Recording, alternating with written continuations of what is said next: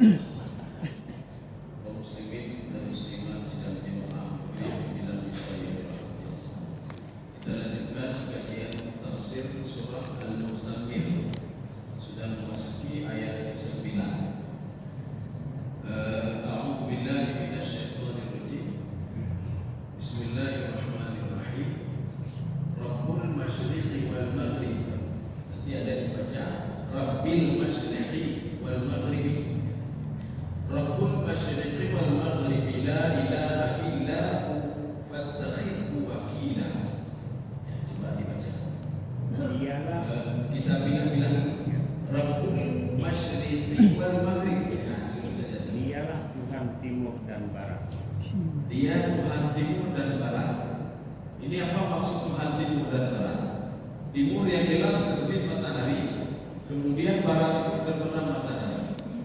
Yang dimaksudkan Rabbul masyriqi wal maghrib, ketika matahari terbit berarti kan siang, ketika matahari terbenam berarti malam. Makna Rabbul masyriqi wal maghrib di dalam tafsir Qurtubi, kalau di sini tidak diungkapkan. Ini tidak ada komentar apa-apa ya. Imam Sawi dalam tafsir Jalalain tidak ada komentar, maka kita pakai tafsir Qurtubi. Apa kata Imam Qurtubi? Ar-Rabbu asluhu rabba yurabbi syai'an hatta kamula. Itu rabba berasal dari kalimat rabba yurabbi, artinya mengaku. Mengaku rabba yurabbi syai'an hatta kamula. Jadi mengaku sesuatu sehingga dia menjadi sempurna. Mengatur matahari terbit dari timur dan tenggelam sebelah barat. Ketika tenggelam sebelah barat maka muncul bulan. Maksudnya yang mengatur matahari terbit, sehingga ketika itu ada pagi. Jadi maksud Rabbul masyriqi wal maghrib adalah yang mengatur siang, mengatur malam. Maka terjadi siang dan terjadi malam. Jadi bukan masalah timur dan barat, tidak. Jadi bukan masalah Allah yang mengatur timur dan barat. Jadi dalam tafsirannya adalah yang mengatur pagi, yang mengatur malam. Jadi makanya Rasulullah SAW ketika suatu malam melihat ke atas, lihat ke atas, paling tidak kita bisa lihat seperti itu walaupun tidak sering-sering melihat ikut-ikut dan lebih kuat. Inna fi khalqis samawati wal ardi wa ikhtilafil laili wan nahar. Inna fi khalqis samawati wal ardi, penciptaan langit dan bumi, perubahan siang dan malam adalah tanda-tanda kekuasaan Allah. Rasulullah sebelum lebih kuat kalau boleh sambil membaca ayat ini. Kita paling setahun sekali lah, setahun sekali dan lebih bahkan paling akan lebih kok. Paling supaya kita teringat yang mengatur itu adalah Allah Subhanahu Wa Taala. Jadi bukan muncul begitu saja. Perubahan siang dan malam itu bukan muncul begitu saja. Makanya nanti ketika di padang mahsyar itu tidak ada lagi yaumun qablahu wa la yaumun ba'dahu, itu tidak ada lagi.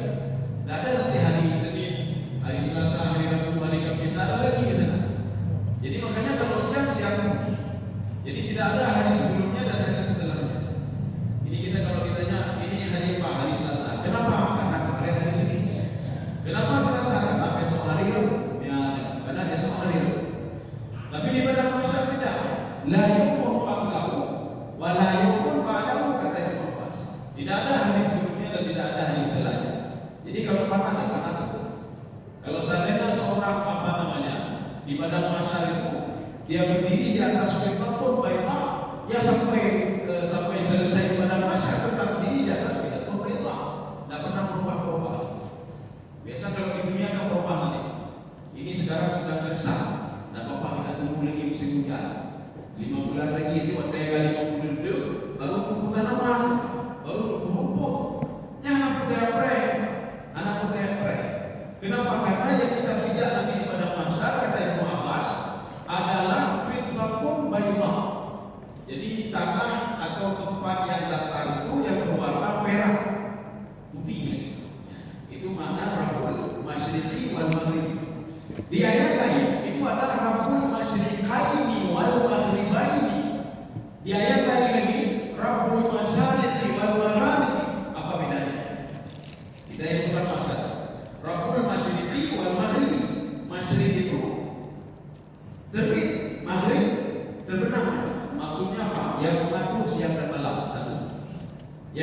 Rabbul Masyriqaini, Allah yang mengatur dua timur dan dua barat. Apa maksud dua timur dan dua barat? Dua timur dan dua barat adalah as-saif wa syita. Jadi di negara itu, walaupun negara itu negara panas, paling tidak dia ada dua cuaca. Ada dua cuaca. Cuaca panas dan cuaca hujan. Itu dimanapun itu, dimanapun. Di Afrika walaupun katanya panas dan panas sekali, tetapi tetap ada panas dan hujan, walaupun hujan setahun sekali. Jadi makanya Rabbul Masyriqaini wal Maghribaini maksudnya apa? Allah yang mengatur dua masa, musim hujan dan musim panas. Nah, ini yang kedua. Yang ketiga, Rabbul Masyariqi wal Magharib, Allah yang mengatur timur, barat. Apa maksudnya? Maksudnya setiap hari itu matahari dan bulan itu muncul bukan dari satu titik koordinat. Coba perhatikan nanti matahari. Ini kita tata saja matahari kita keluar garis. Matahari terbit dari sudut itu. Coba lihat nanti bulan depan sudah berpindah ke sudut yang lain. Bulan depan lagi berpindah ke sudut yang lain. Nanti dia kembali lagi ke sudut semula. Begitu juga ketika terbenam. Maka ketika terbenam nanti pada satu sudut, pada bulan yang akan datang sudut yang lain, bulan akan datang sudut yang lain, sampai nanti dia kembali lagi ke sudut semula. Maka itu yang dimaksudkan Rabbul Masyariqi. Allah itu yang menguasai timur maksudnya koordinat terbitnya matahari itu bukan dari satu sudut saja, tetapi dari banyak sudut. Kemudian terbenamnya begitu juga dari banyak sudut. Maka kekeliruan kita itu ketika terbenam matahari kita langsung mengklaim kalau sebelah sana itu barat, kapal. Makanya waktu yang udah menasar masjid ada terbenam gede gajinya kapal. Ya. Rupanya bulan depan gede kan? Gede kan menentang ini. Bulan depan ini gede kan? Ayatnya apa? Hanya menunjuk boleh. Jadi makanya nanti di dalam satu tahun itu ada sekali atau dua kali itu matahari pas di atas Ka'bah. Ya, pas di atas Ka'bah. Itu kali yang dimaksudkan dengan Rabbul Masyariqi wal Maghribi. Jadi Rabbul itu masuk juga seperti kita berdoa. Rabbighfirli wa liwalidayya warhamhuma kama rabbayani shaghira. Ya Allah, ampun dosa kecil sebagaimana mereka mendidikku dari kecil. Maksud mendidik di dalam tafsir Baitawi, Rabba yurabbi syai'an hatta kamula. Seorang itu mendidik anaknya itu dari dalam kandungan. Baca Quran banyak, ya. Anak dijaga malam dan lain sebagainya. Pada lahir dinaci, dijaga terus anaknya, tetapi terbatas. Ketika anaknya sudah balik, yang beberapa mengurung tadi, ya, itu bedanya yang lebih. Tetapi kalau Allah Subhanahu Wa Taala, makna Rabbul di situ adalah ketika kita di alam roh dipantau oleh Allah, dijaga oleh Allah. Ketika berada di dalam kandungan juga dijaga oleh Allah. Ini dibuktikan dengan firman Allah. Faqadarna wa ni'mal qadirun. Di dalam ayat lain ada di bawah tasdid. Ada bacaan pakai tasdid. Faqadarna wa ni'mal qadirun. Kami jaga dia. Tenang saja. Ketika lahir ke dunia juga tetap dijaga dan dipantau oleh Allah Subhanahu Wa Taala. Jadi makanya Nabi Yusuf alaihissalam ketika akhir-akhir hayat beliau, ini bisa kita pakai untuk beliau berdoa kepada Allah. Biasanya kita kalau akhir-akhir kekuasaan kita, ya Allah harta itu boleh kemahamu, ya Allah boleh kemahamu, jabatan ada kok begini kok boleh. Nabi Yusuf kan sudah banyak, kekayaannya sudah banyak, hartanya sudah banyak, jabatan ada, keluarga sudah cukup. Perhatikan kalau Nabi Yusuf sekarang, kalau kita belum cukup lagi, belum cukup. Ya Allah, ini karena jabatan belum menyuntik itu pada kepala kita, Nabi Yusuf tidak. Doa Nabi Yusuf nanti perhatikan di akhir surah Yusuf. Allahumma anta wali fid dunya wal akhirah. Ini bisa kita baca ketika kita mau sujud. Pada dasarnya kita tidak semua baca. Allahumma anta wali fid dunya wal akhirah. Tawaffani musliman wa alhiqni bis salihin. Apa maksud perkataan doa Nabi Yusuf tadi? Allahumma anta wali. Ya Allah, Engkau yang menjaga saya dari saya yang lahir. Ketika mereka keluargaku melemparkanku saudaraku, itu Syamon itu atas inisiatif Syamon melemparkan Nabi Yusuf ke dalam sumur. Engkau jaga saya di dalam sumur, ya Allah. Kemudian kau keluarkan juga saya di dalam sumur, ya Allah. Sampai tangan saya dibawa ke Mesir. Engkau jaga saya di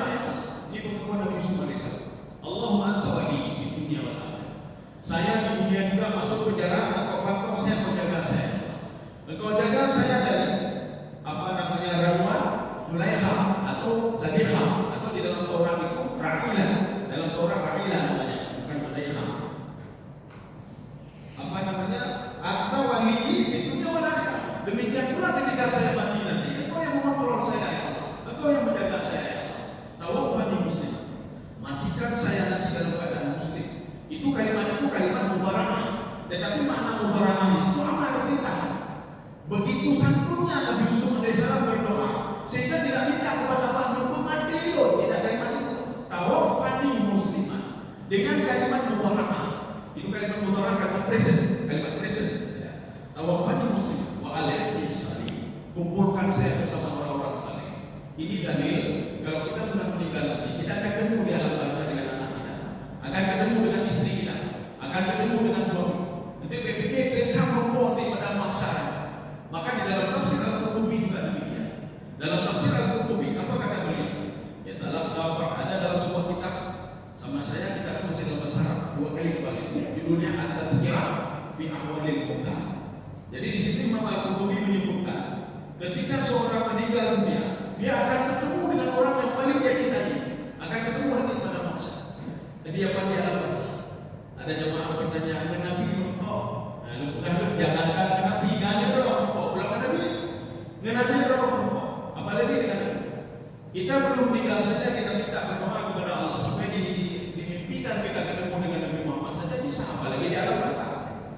Walaupun nanti di dalam tafsir Ibnu Abbas mengatakan wa idzar rusulu uqitat di mana Allah. Apa dalam tafsir Ibnu Abbas? Ibnu Abbas mengatakan kita akan ketemu dengan Nabi Muhammad nanti di padang mahsyar, tapi cuma dalam waktu yang terbatas. Kita juga akan ketemu dengan anak-anak kita dalam waktu yang terbatas di dalam tafsir Ibnu Abbas. Yang buruna wala yatakallamu. Mereka akan melihat anak-anak mereka. Mereka akan melihat suami-suaminya dan istrinya. Wala yatakallamu. Tapi mereka tidak berani ngomong dengan anaknya. Setelah itu apa kata Ibnu Abbas? Mereka akan terpecah dan tidak akan pernah ketemu lagi kecuali di dalam surga atau dalam neraka. Tetapi kalau kita merujuk dengan doanya Yusuf alaihissalam, kita akan ketemu di alam barzah. Jadi maka kita kita akan ketemu dengan orangnya, tapi dengan cara apa? Kalau kita itu dibawa roh kita ke ilin, itu akan ketemu insyaAllah. Tapi kalau roh kita dibawa ke sijil, ya anak-anak berharap, anak kelompok dengan orang yang tidak cintai, kecuali dengan orang-orang yang berbuat dosa.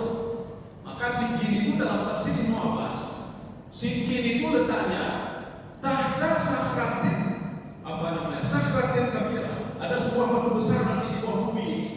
Di bawah itu ada sebuah penjara iblis namanya sijil. Maka di dalam Al-Quran disebutkan illiyin fi sijil.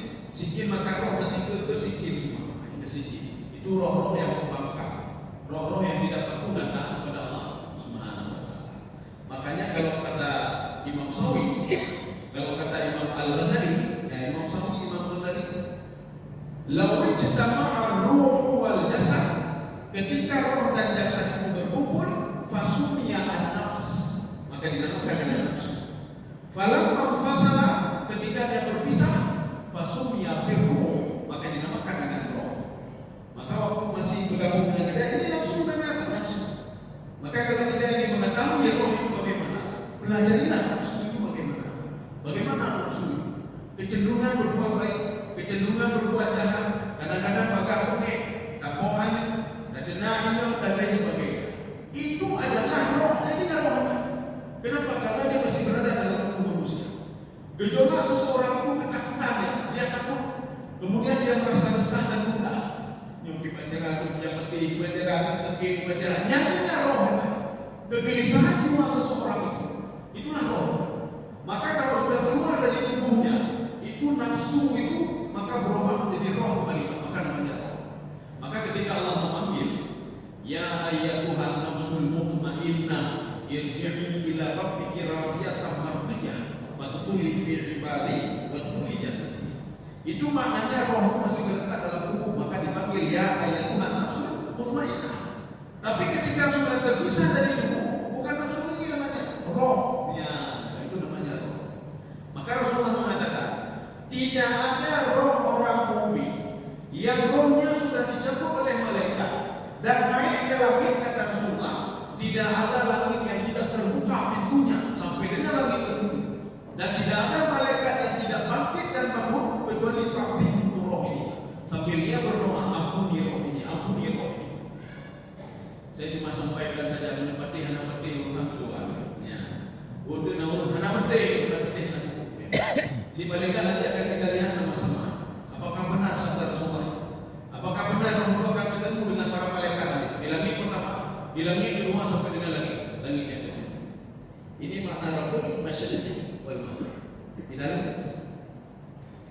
La ilaha illa huwa. Ya. Tidak ada Tuhan selain Dia. Tidak ada Tuhan selain Dia.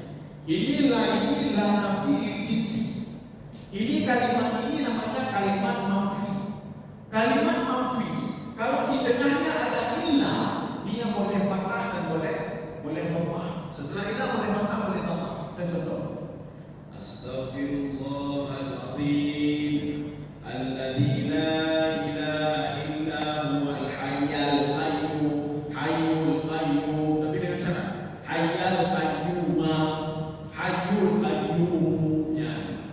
Tetapi kalau seandainya di dalam Al-Quran ya, ada surah ayat kursi, itu tak boleh dirubah lagi. Memang sudah hayyul qayyum yang cuma dirubah lagi. Hanya kita baca hayyan, karena tidak ada qiraat yang membaca hayyan.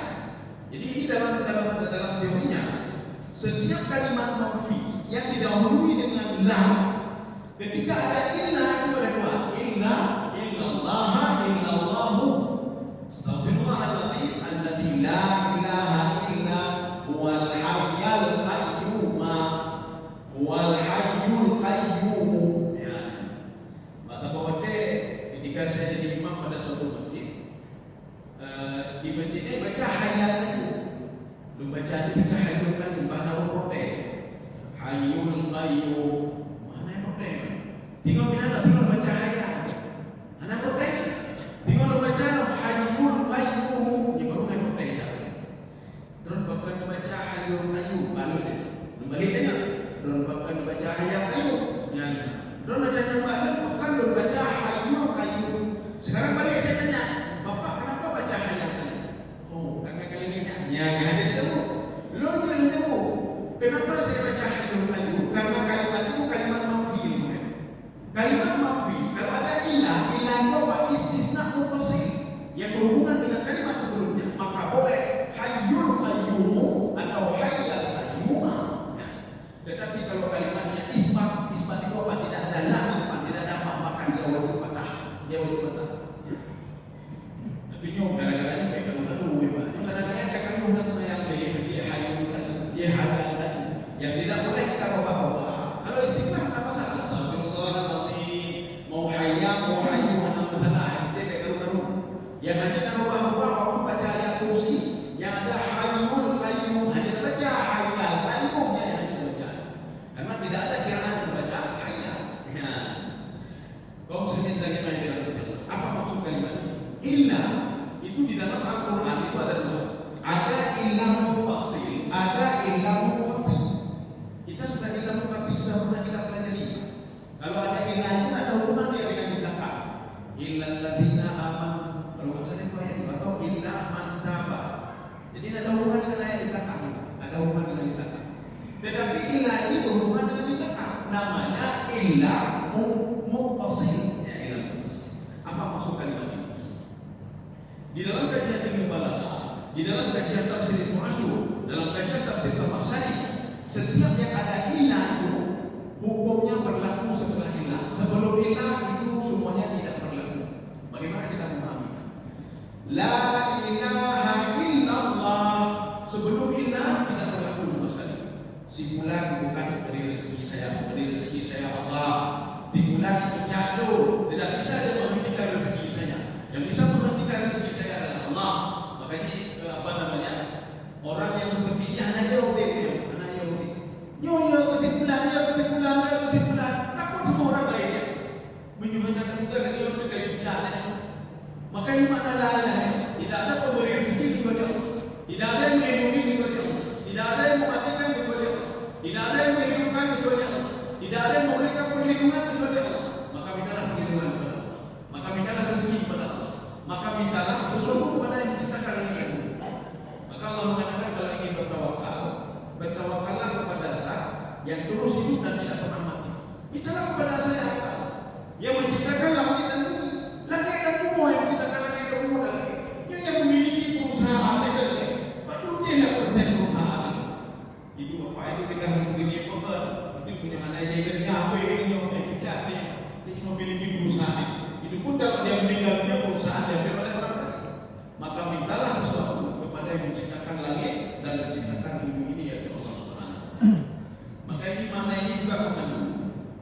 ayat lain Allah berfirman, "Falillahil asmaul husna fad'uuhu biha."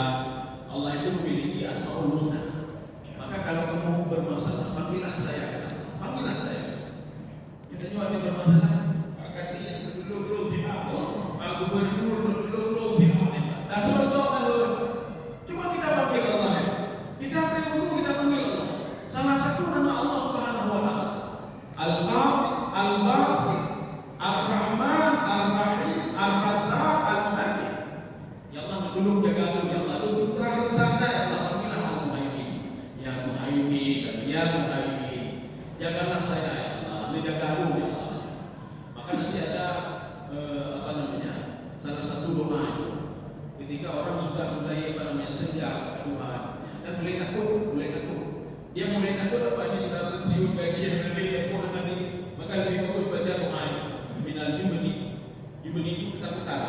Dari takut apa? Takut rezeki yang tadi pengen tadi dipertinggalian, kemudian tidak diberikan sesuatu oleh anaknya takut.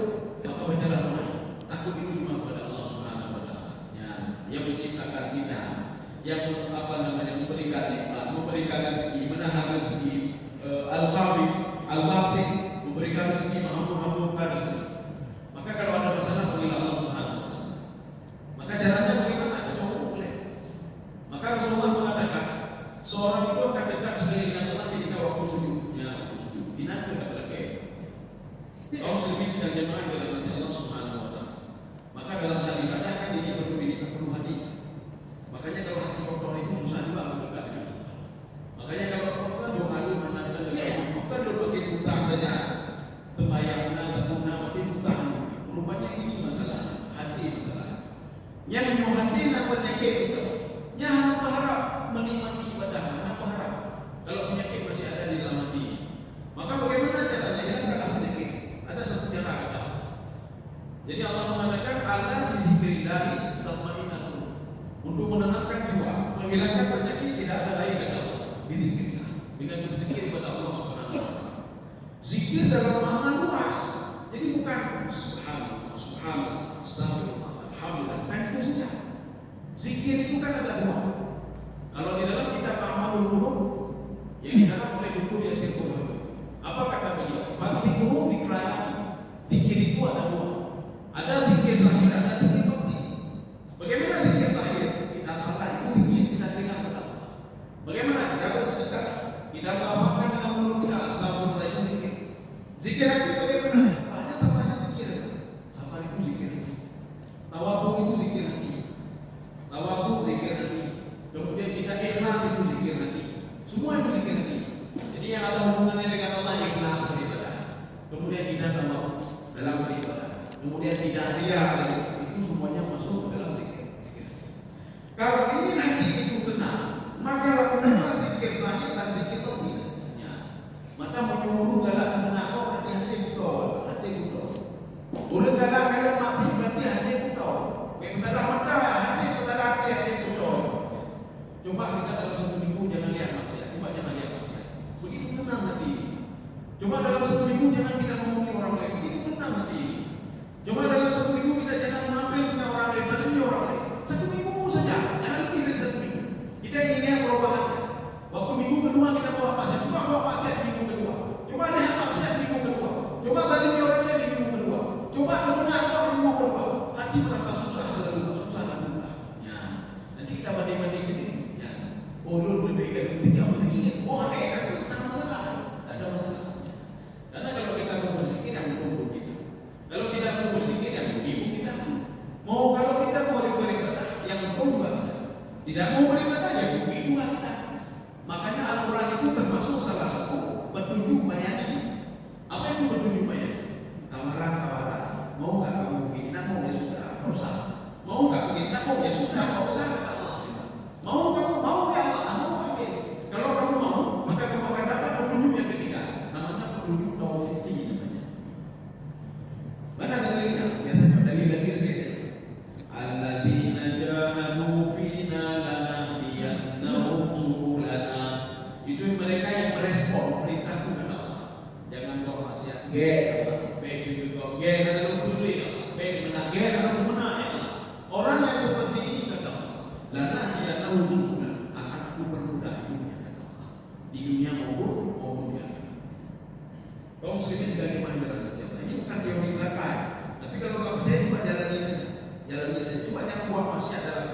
seminggu banyak hal. Satu hari ini saja, Firaun dan Fir'aun reklamasi Firaun dan coba lihat benar hati. Dalam satu hari ketika sembahyang berjamaah mereka, Firaun dan 41 minggu satu hari saja. Coba lihat bagaimana ketenangan jiwa ini. Sehari saja jangan lihat masalah. Sehari saja jangan menakut. Firaun sampai ke macam-macam, sampai dengan rimah dan lain sebagainya. Coba lihat bagaimana tenangnya jiwa ini. Apalagi waktu, apalagi tidak, apalagi sebulan, apalagi setahun, maka hidup itu akan tenang dan enak sekali. Kau mesti sekali main tenang saja. Sudah, ini berarti poin yang kedua. Poin yang kedua. Poin yang ketiga, fattakhid wakila. Ya, kembali. Maka jadikanlah dia sebagai pelindung. Jadikanlah sebagai pelindung. Nyampu maksud pelindung. Uyul lindungi kita ini sama seperti makna begini. Wa huwal azizul ghafur. Itu di dalam terjemahan. Karena terjemahan bisa beda-beda. Kalau terjemahan Kemenang itu, Kementerian Agama, yang terbaru itu 2019. Sebelum itu 2016. Ya. Ini yang terbaru sekarang belum ada. Kalau proses belum ada lagi. Belum ada lagi. Jadi artinya apa? Nanti bisa beda-beda, bisa beda-beda. Makanya ketika ada seorang mahasiswa itu sedang sidang tesis, saya tanya sama beliau, dia buat terjemahan ini, belum tanya, dia terjemahan belum betul, dan betul. Anda tidak update bukan? Sekarang coba terjemahan 2019, ya, oh hanya ada, berarti hanya sama kan? Coba datangkan terjemahan 2019. Nanti kalau 2016 sudah beda 2019. Bagaimana kita mau mengkritisi, Pak? Bagaimana mengkritisi? Terjemahannya saja sudah berbeda. Ya. Apalagi kita sudah masuk ke dalam tafsirannya, itu sudah berbeda juga. Pokoknya Roma. Jadi Roma semua cari yang 2019, jangan pakai yang 2016. Nanti di situ bisa kami kritisi di situ yang 2019. Ya, apa jangan bawa yang 2016 akan ketinggalan. Jadi makanya sama-sama seperti wa huwal azizul ghafur. Itu di terjemahan kementerian itu masih aziz itu perkasa. Bedanya menyuruh hana kemudian kita mau merubah nada apa kita di situ. Oh kita ingin membuat ini yang lain bisa. Kami pernah ke Brunei Darussalam. Sampai di Brunei kami ketemu dengan Menteri Agama Brunei. Jadi setelah itu apa? Saya dengan teman saya berdua saya bilang begini. Kami punya terjemahan, tapi berbeda dengan terjemahan yang ada di Indonesia. Boleh nggak dicetak di sini? Boleh nggak ada? Kami sudah senang sekali. Boleh. Bawa ininya semua, kemudian cetakan gratis. Nanti akan kami bawa ke Indonesia. Mau tenang.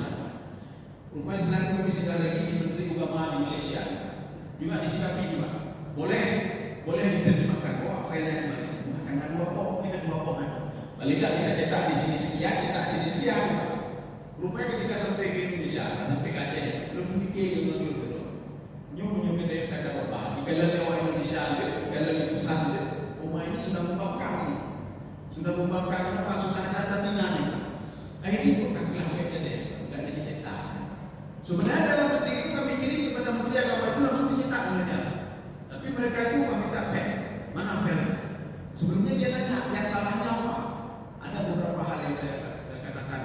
Contoh seperti Al-Baqarah. Al-Baqarah itu bukan satu bukti. Al-Baqarah itu satu ekor sapi. Nah yang mana buktinya? Itu ada buktinya. Bukti. Tafsiran apa perlu? Apa kemudian menunjukkan apa perlu? Semuanya Al-Baqarah itu wahyu bakar. Bakarakan awal ufat. Baqarah itu satu ekor sapi mujantan betina namanya Baqarah. Tidak ada disebutkan itu Baqarah itu sapi betina tidak. Al-Malaikah itu ada tamar muka. Ada disebut malaikat wanita perempuan tidak. Al-Malaikah itu banyak malaikat. Saya bilang. Belum banyak. An-Naml itu apa? Apakah semua perempuan? Tidak ada An-Naml semua perempuan. Di dalam surah An-Naml, makna An-Naml banyak semua. Tidak ada tamar muka. Kalau ada tamar muka maknanya apa? An-Naml itu satu ekor semua. Tidak ada semua perempuan.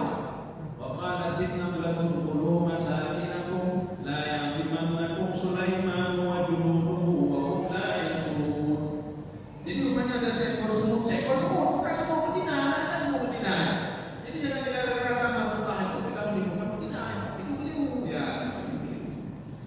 makanya Al-Aziz itu diterjemahkan apa? Maha perkasa. Dari dulu Maha perkasa sampai sekarang Maha perkasa. Maka namun bilang tadi, anak kita bertanya kepada kita, ya, gimana perkasa Allah yang nanti hebatnya ya, nanti hebat seperti ini bedanya. Karena perkasa, tak salah anak kita. Maha perkasa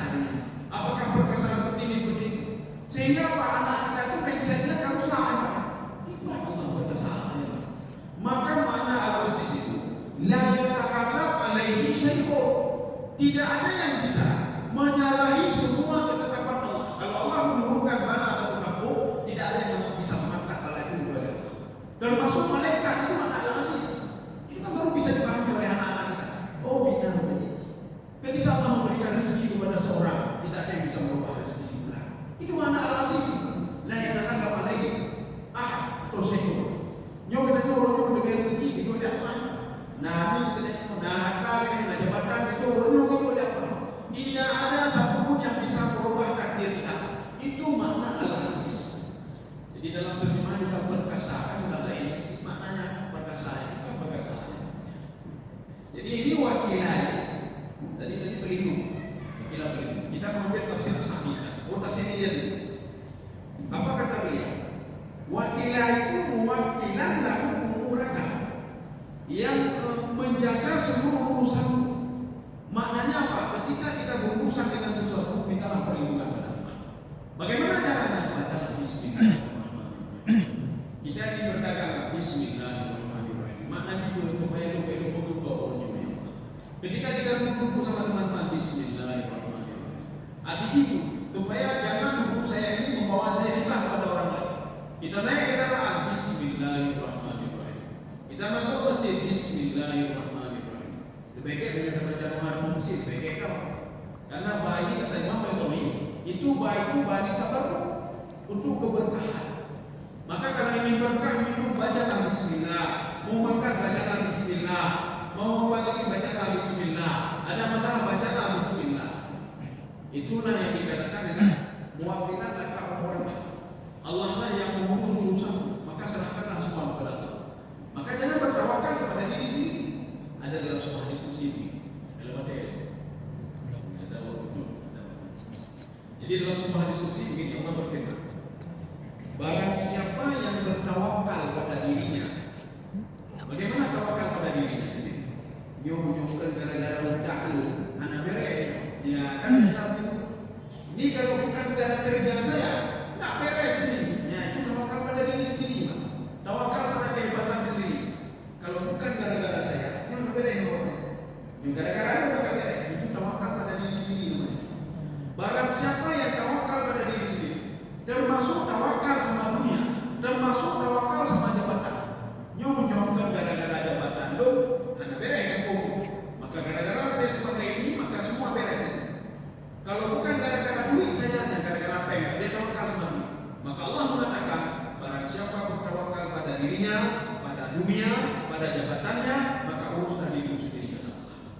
Makanya banyak orang seperti ini ketika dia mentok dalam satu hal, maka dia bingung, susah, gundah, kemudian daya stres.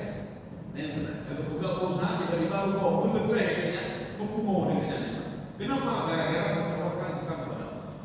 Kemudian yang kedua kata Allah, barang siapa bertawakal kepadaku setiap urusannya, maka akan aku bantu dia kata Allah Subhanahu wa taala. Ketika dia itu mentok, tidak tahu mau kemana lagi karena dia bertawakal kepadaku, maka akan aku urus urusannya kata Allah Subhanahu wa taala. Makanya Rasulullah mengatakan kepada Ibnu Abbas, ya Ibnu Abbas, ittaqillah haitsu kunta. Bertakwalah kamu kepada Allah dimanapun kamu berada. Itu masuk ke dalam cakupan apa? Bertakwalah kepada Allah, bertawakallah, masuk tawakal. Takutlah kepada Allah dimanapun kamu berada. Waktu dia cengkeh, dia bijak tu, nubik. Waktu dia kata aja kau kata apa? Dia tanya apa? Kalau kalian ada buku, baca hanya buku kalau buka pati dia ada nubik, kayaknya ya. Akhirnya apa? Dia bertakwa kepada Allah karena takut kepada manusia saja. Maka Rasulullah mengatakan bertakwalah kamu kepada Allah dimanapun kamu berada. Ya. Dan Allah Rasulullah juga berpesan kepada Ibnu Abbas, yahfazillah yahfazka. Kalau kamu mau dijaga oleh Allah, jagalah Allah. Apa maksud jagalah Allah? Maka hadis ini di dalam kitab Imam An-Nawawi, yaitu Sahih. Di situ ada syarat. Sama saya syaratnya itu kayak Imam Nawawi saja, 7 ulama besar. Karakter agama ini. Jadi maksud ittaqillah itu ihfazillah, maksudnya ihfazi maharimallah. Ihfazi amr Allah. Jadi jagalah semua yang diharapkan oleh Allah. Jagalah semua mereka. Allah mengharapkan harus jaga. Beda ketuanya. Ngebeka ketua yang hari. Allah akan menjaga kita. Akan menjaga kita. Dengan kita menjaga waktu sholat, ketika sholat sifat kita salat, waktu bayar zakat kita bayar zakat, ketika orang lain kita bantu. Dengan kita menjaga itu, Allah akan menjaga kita. Anak pasti sembuh. Tapi mainnya dengan perasaan yang main dengan utang. Karena sebagian orang main dengan utang. Kalau itu bayar, anak bahagia jadi kok. Ini pakai utang. Kalau itu bayar, anak lagi jadi kok. Anak kaya. Bikin itu bayarnya juga kaya. Bikin semuanya kaya. Padahal salah itu lebih daripada kaya. Kalau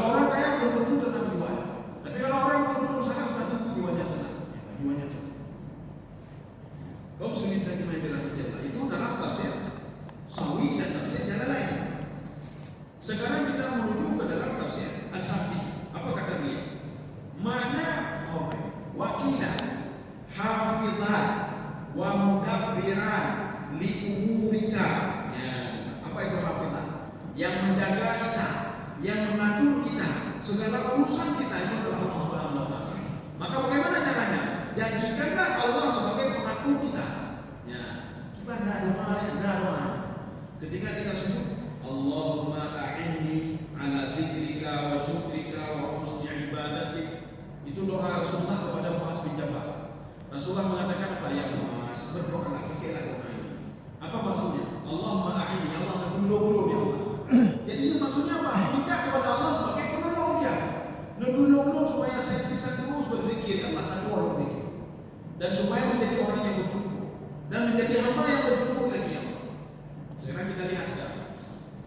Ini bagaimana realisasinya ketika Allah menjaga Nabi Musa alaihissalam. Ketika Allah menjaga Nabi Yusuf alaihissalam. Nabi Yusuf, ya, padahal Nabi Yusuf itu sudah hamma bihi wa hamma biha. Nabi Yusuf sudah jelas suka sama Zulaikha. Zulaikha sudah jelas suka sama Yusuf.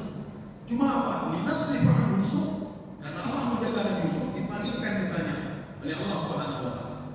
Dan di situ nanti ada kalimat di dalam surah Yusuf ini. Dalam surah Yusuf itu ada sebuah kalimat, kalau bukan gara-gara ada takwa ini. Rupanya apa itu ditafsirkan? Rupanya Allah Subhanahu wa taala memberikan mukjizat yang luar biasa. Rupanya di atas di plafon itu istana itu ada tulisan apa namanya? La ilaha illallah. Sehingga buat Nabi Yusuf ketakutan. Satu. Yang kedua, di samping Nabi Yusuf itu ada muka ayahnya. Muka ayahnya yang ngomong kepada Nabi Yusuf. Ya Yusuf, ismuka maktubun fi kitab. Wa anta nabiyyun. Kamu itu di dalam lauhul mahfuz tercatat kamu seorang nabi. Kamu seorang nabi dan tidak pantas berbuat maksiat. Maka Nabi Yusuf geblung. Kenapa bajunya berhasil dirobek? Karena pintu yang di situ ditutup oleh 7 pintu, yang 7 pintu. Makanya di istana itu ada 7 pintu untuk bisa mengakses keluar harus melewati 7 pintu. Artinya begitu ketat penjagaan di situ. Ya. Sama seperti Maria itu untuk bisa mengakses Maria waktu masih bayi itu harus melewati 7 pintu. Maka Maria kalau kita lihat di dalam Al-Quran itu fil mihrab, dia berada dalam mihrab. Di mana mihrab itu? Kata Imam Jalalain, la yasluha illa bisunnah. Tidak bisa diakses kecuali dengan tangga. Maka di mihrab itu ada tangga ke atas. Kemudian pintu pertama, pintu kedua sampai pintu 7, semua kuncinya dipegang oleh Nabi Zakaria. Maka tidak ada satu orang pun yang bisa melihat Maria kecuali Nabi Zakaria. Maka Nabi Zakaria kok terkejut ya Pak. Pada kekalan di samping Maria itu ada makanan. Lebih terkejut lagi Nabi Zakaria, bayi yang masih kecil itu bisa ngomong lagi. Maka salah satu tafsir termasuk Imam Al-Baqir